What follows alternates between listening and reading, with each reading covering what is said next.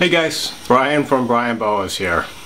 So recently I've been getting some requests to talk about my big snake. This is an Indian python. So today I'm going to talk a little bit about him. I'm going to talk some information about the species of Indian python and the husbandry, as well as say a little bit about having a big snake in general and some considerations that you really want to consider if you're thinking about getting one of these big snakes. So obviously I can't hold this guy up in my regular filming style, so I'm kind of sitting down. He's just kind of on my lap. And so this guy is an Indian python. He's about 17 years old. I've had him for about 15 years. When I got him from the East Bay Vivarium in Berkeley, California, he was about 4 feet long. And he's put on quite a bit of size since then. I would say he's about 11 feet. But you know, he's legitimately 11 feet. You see all these exaggerations on these snake shows about, oh, here's my 20-foot python, and it's really like 8 feet. Especially these python hunters in the Everglades. But this guy is a legitimate 11 feet, and he's about 50 pounds. So he's a pretty big dude to work with.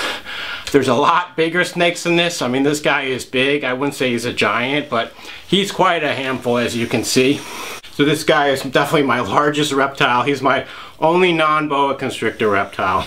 And actually, the story behind him, I was one of my first litters of boas back in 2005. It was Argentine boas. At the time, they were going for like $150 tops. And I was actually trying to sell them on Craigslist. This is before the reptile classifieds and all the Facebook boa groups and all that. So I had sold a few via Craigslist, but then I saw that there was this reptile store called the East Bay Vivarium in Berkeley, and I was new to the Bay Area. So I went out there. I had 4 baby Argentines left, and I ended up trading them for this guy.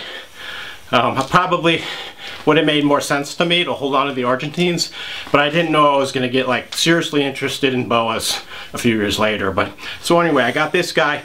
At the time, I thought Indian pythons got to be around 8 feet, especially the males, and I think some of them do, but they can also get pretty big.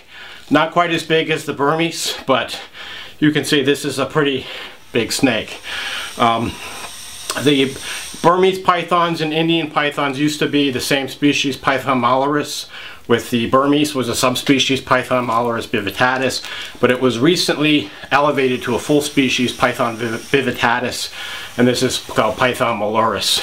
And there's a third member of the group called the Sri Lankan or Ceylon python, Python malaris pimbora, and that's very rarely seen. So Indian pythons in general are really hard to get, and part of it is because there is a prohibition on transporting them across state lines since they're classified as an endangered species. So if you breed them in California, you can only sell them in California, and it really puts a damper on breeding them. So I never thought about breeding this guy. He's just strictly a pet.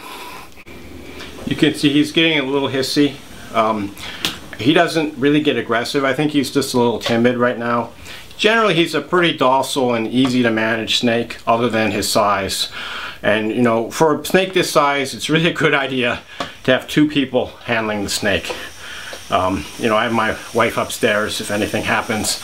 But this guy, I feel pretty comfortable, but I wouldn't want to handle anything larger than this by myself. And so I had Burmese pythons back in the day when I was, basically a teenager. And I wanted one that wasn't going to get as big. And I always wanted an Indian python, but as I mentioned, they were really hard to get. And the East Bay Vivarium used to have them, quite a while ago. I don't think they have them anymore, unfortunately, and I don't know if they were breeding them. It seemed like there was only males available, so they didn't have any females. But I got this guy. He's grown steadily. I mean, when I got him, he was about 4 feet. He's put on quite a bit of size and weight. Right now, he's probably about as thick around, maybe about 8 inches thick. You can see this is basically his thickest body part.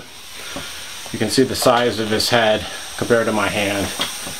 And he's getting a little hissy.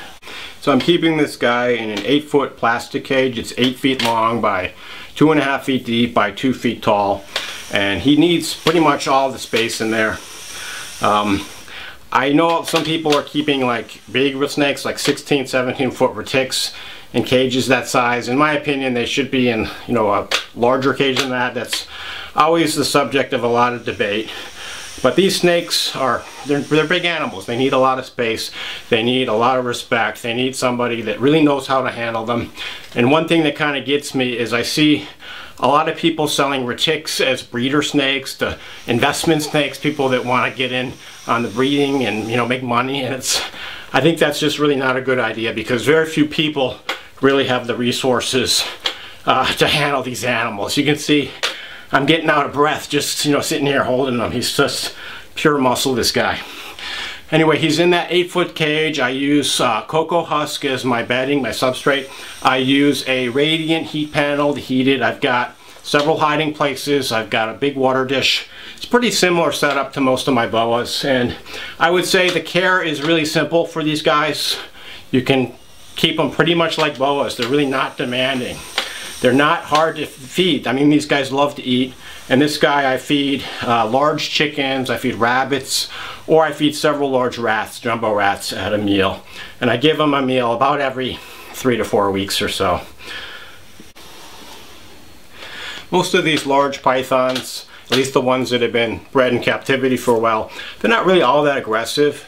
You know, they're often quite intelligent as well. I think the time when most people have accidents is, of course, feeding.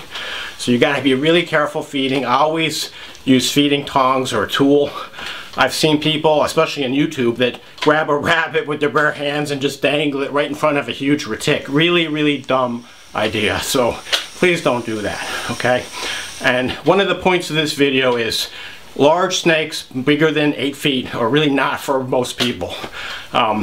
People call boas giant snakes. Of course, boas are medium to large snakes. So none of my boas are over about 8.5 feet, and I've never had a boa bigger than 9 feet. And so this guy, even though he's just a few feet longer than my biggest boa, is definitely a lot harder to manage. So, you know, people think, well, what's the difference between a 6-foot snake and a 12-foot snake? You know, it's only twice the size. Well, when you double the size of a snake, assuming the proportions remain the same, the mass of the snake is going up by a factor of 8. So, you know, if a 6-foot snake is 10 pounds, a 12-foot snake would be 80 pounds. And it's pure muscle, so really hard to handle. So I know that a lot of the reptile shows have baby retics and baby burms and things like that, and they look all cute.